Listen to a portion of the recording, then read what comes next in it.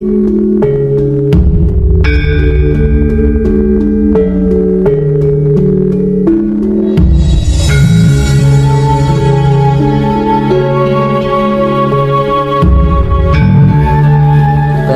harinya dulu itu bisa bertahun-tahunnya sekarang. Para perjalanan bumi untuk mengitari matahari itu pelan banget.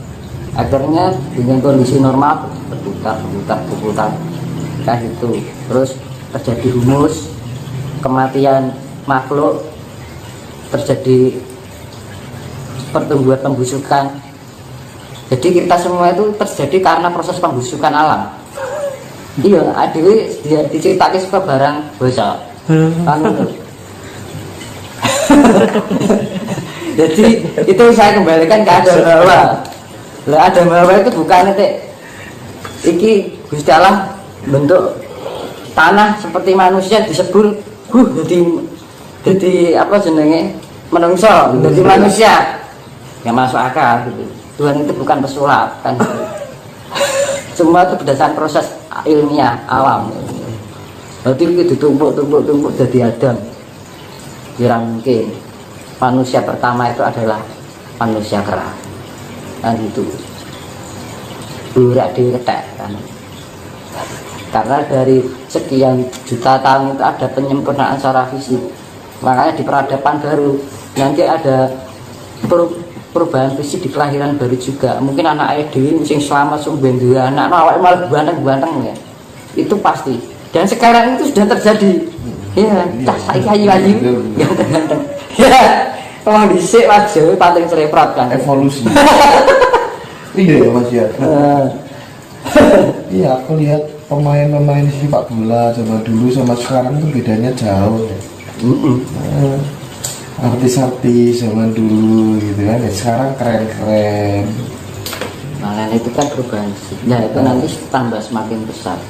Tidak hanya fisiknya tapi secara non materinya atau IQ-nya itu main. Jadi sudah tidak bermain sosok, bermainnya itu sudah partikel. Kan gitu. Nah saya ini kan menerobos di lorong waktu ke depan, jadi di belakang lorong ke depannya di mana terjadinya seperti itu. Tapi ya itu apa yang saya lihat, misalkan ada yang nggak percaya silahkan. Ya toh, saya memberi besok ini nih karena dari proses perjalanan itu tadi.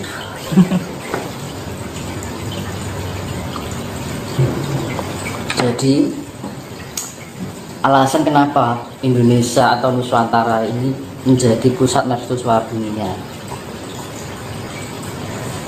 Apa alasannya Mas? Indikasinya apa? Yang mengindikasikan? Kalau saya loh, kalau perspektif saya pribadi loh, ketika kemudian dunia itu resesi, ya kan? Mulai sekarang kan udah kelihatan nih disuruh stok numpuk stok pangan dan lain sebagainya begitu. Nah itu hal itu bagi saya tidak akan pernah terjadi di Indonesia karena memang Indonesia itu sumber pangan yang luar biasa. Disitulah kemudian titik kebangkitan kita nanti persoalan sumber pangan itu kalau saya. Barangkali Mas Tinus ada pandangan lain apa kira-kira? Nah, kalau saya membacanya ya, yang mengindikasikan kenapa mercusuar dunia dipilihkan khususnya di tanah Jawa secara umum dan Nusantara.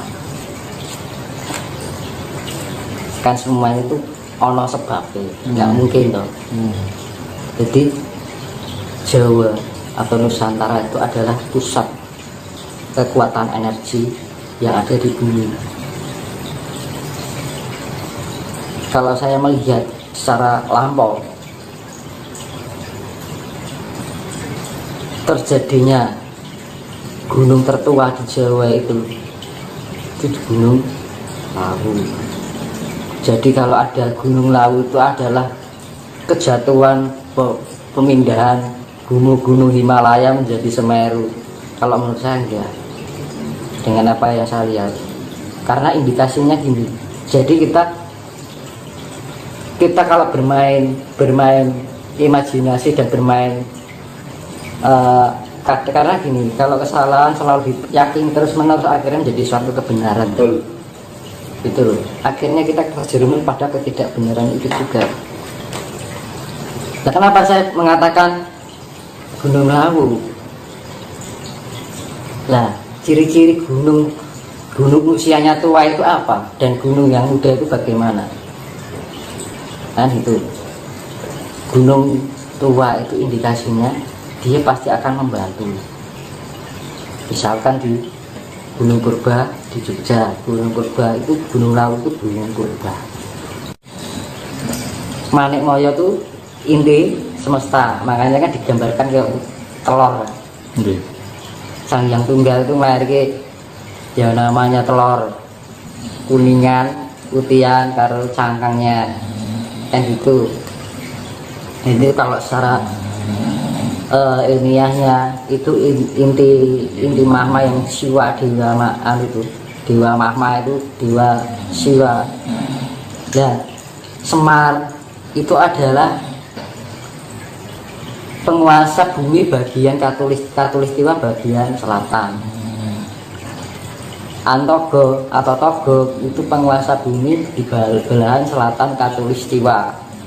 Makanya di dalam pewayangan Togo itu selalu mendampingi atau menjadi pamongnya raja-raja yang kaya di tanah seberang. Artinya itu. Kalau di Jawa itu Semar jadi pamongnya orang-orang yang sifatnya religius. Lebih kalau makanya di belahan sana katulistiwa sana orang itu lebih ke fakta, ilmu ilmiah gitu loh. Kalau di belahan selatan lebih ke religi, ke spiritualnya. Spiritual. Nah, makanya di belahan selatan itu lebih dominan non material. Kalau di sini lebih dominan material, kan gitu. Makanya kan bumi itu baratnya menghadap ke timur ya, matahari terbit dari timur. Jadi sama aja otak kita itu otak kanan dan otak kiri. Otak kanan cenderung ke non materi dominannya. Kalau orang dominan otak kiri itu adalah cenderung ke sifat materi, kan gitu. Imajinasi, ilusi, halusinasi, spiritual itu otak kanan. Kedamaian itu otak kanan.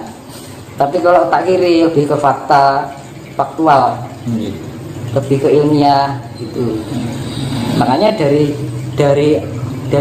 yang saya jelaskan ini antara kiri sama kanan saya seimbangkan, saya sinkronkan.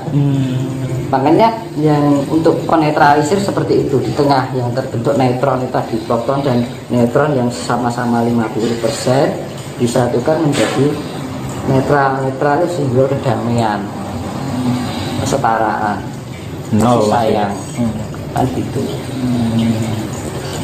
Jadi ya percaya nggak percaya sih kembali pada diri masing-masing ya. Kalau secara ilmiah saya jelaskan, Adam Hawa itu bukan manusia, tapi perwujudan partikel alam yang sangat kecil sekali. Kalau manusia pertama tadi, manusia purba itu tadi, karena ada pergantian peradaban siklus terjadi penyempurnaan fisik terus menerus itu sampai pada akhirnya di zaman kala Bedui, darani kala Bedui terjadi kerusakan moral. Berarti komponen ion negatifnya terlalu banyak, akhirnya timbul yang darani sifat iblis. Akhirnya dikatakan Dajjal itu sifat iblis yang mendunia, sifat negatif yang terlalu mendunia, menguasai dunia, hampir didominasi oleh sifat negatif, yang positif hanya sekian. Itu akan dimurnikan kembali, reinstall.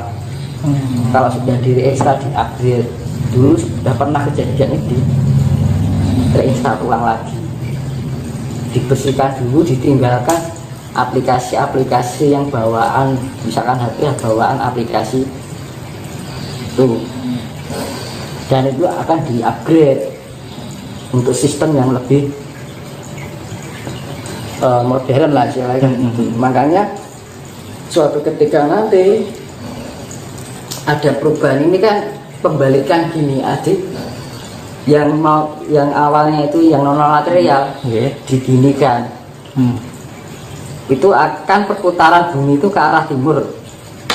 Jadi bumi, misalkan ini bumi, kita ke arah timur nih berputarnya. Ini matahari, otomatis matahari terbit dari timur toh. Bila ketika kutub selatan dan kutub utara ini dibalik, misalkan jenengan punya rumah madhepe ngetan, toh, karena kutub ini dibalik, tapi perputaran masih ke arah timur. Jadi jenengan amai madhep mulon toh dadian. Madhep ke barat toh. Lah, madhep ke barat itu tapi perputaran masih ke timur, seakan-akan matahari terbit dari barat, padahal masih dari timur benarnya. Nah itu ya tadi dikatakan yang tanda-tanda akan terbit matahari dari barat itu, yaitu itu juga bisa diilmiahkan musim. Semua itu bisa diilmiahkan. Nah, dari pembalikan kutub ini terjadi peningkatan yang secara elektromagnetika itu mempengaruhi otak, atau karena di-upgrade tadi di-upgrade akhirnya ada peningkatan kemanfaatan diri, potensial diri. Akhirnya besok itu tidak hanya supranatural, tapi supernatural. Orang itu sudah tidak memahami sosok perwujudan, kan perwujudan bagian imajinasi. Kekuatan imajinasi itu bisa mewujudkan sesuatu yang partikel itu bisa menjadikan berdasar imajinasi pikiran dan memori otak. Jadi bisa terwujud bentuk. Nah akhirnya dari pembalikan ini, karena berputarnya gini, misalkan ini kutub magnet gitu, kembalikan akhirnya orang yang mau awalnya di sini yang memahami lebih dominan ke non material, dibalik sini non materialnya dapat, itunya juga dapat, akhirnya terupgrade elemennya. Jadi update all elemen alam semesta dan gitu ya. Besok itu orang cerdas sekali mas. Jadi misalkan yang selamat itu terupgrade, ini aja sudah terjadi kok, belum dibalik aja sudah banyak terjadi orang yang mata batinnya terbuka sejak tahun 2020-2021. Tiba-tiba bisa gini, bisa gitu, terupgrade dengan sendirinya. Itu baru efek kecil. Tapi ada juga yang ternegatifkan. Jadi hanya orang pilihan kan gitu kan. Hanya orang-orang tertentu yang mungkin kandungan genetika dari leluhurnya itu bagus. Jadi istilahnya mendukung gitu loh, dari genetika leluhurnya itu mendukung si anak tadi. Jadi tiba-tiba punya kelebihan yang sebelumnya dia tidak disadari, kayak terbangun itu spiritnya. Itu sudah terjadi. Gitu loh. Itu baru efek kecil, belum nanti kalau sudah pembalikan gini efeknya besar sekali. Dan besok ketika banyak orang bisa memahami partikel semesta itu tadi, orang akan pintar mencerdaskan diri, mengerti caranya penyempurnaan diri, potensial yang ada dari setiap partikel dan cahaya, aura cahaya itu tadi. Dengan mudah di zaman orang-orang dahulu, dengan mudah dia ingin menyempurnakan partikel-partikel dalam bagian tubuh, semua bagian tubuh manusia itu di zaman itu. Makanya di ajaran besok itu ya seperti saya jelaskan di video sebelumnya, akan kembalinya ilmu sangkan paraning dumadi, tapi secara metode ilmiah, tapi konsepnya sama. Ilmu sangkan paraning dumadi pangluwating biyu, kan gitu. ilmu, suatu pengetahuan. Sangkan para yang dimadi itu kan dari awal berangkat dimadi kembali ke asal. Pangruating diu itu penyempurnaan diri agar kita menjadi hal yang sifatnya kotor dalam tubuh kita itu menjadi sempurna lagi. Nah tadi makanya saya jelaskan tadi yang untuk pemurnian itu yang dimurnikan ada dua sifat, yaitu non material dan material. Non material tugasnya Isa Al-Masih itu tadi, kalau diwayang Isa geni, nah itu Isa geni titisan sang yang menang. Isa Al-Masih dibilang kalau Nasrani putra Allah kan ngono. Ya dengan cara kasih. Nah, untuk penyempurnaan partikel non materi itu dengan kasih penyempurnaannya, pemurniannya kan itu. Terus ya tadi yang non materi, yang materi itu penyempurnaannya dengan air laut. Di agama yang namanya Nabi Khidir, penguasa laut. Kalau diwa yang Antasena, titisan sayang Daruno, makanya disapu dibersihkan. Karena air laut sifatnya penetralisir. Nah gitu.